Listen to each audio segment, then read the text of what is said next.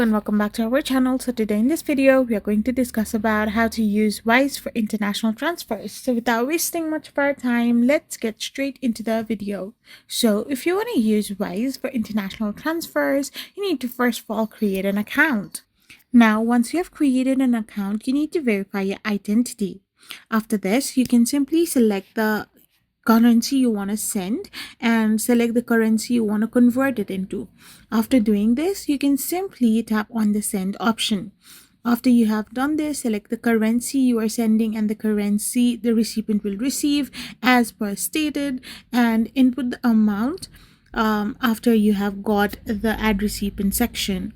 If you are in this section now, Wise will show you that the guaranteed exchange rate and the fees upon it. So you need to now add like the bank details or find their Wise account. So after you have completed this step as well, you can select your payment method, and then you can simply confirm the details and track the transfer's progress to completion. So this is how you can use Wise for international students. I hope you found this video helpful, so don't forget to hit that subscribe button and to give us a thumbs up. We will be back again with more informative videos. Thank you for watching and stay tuned for our next video.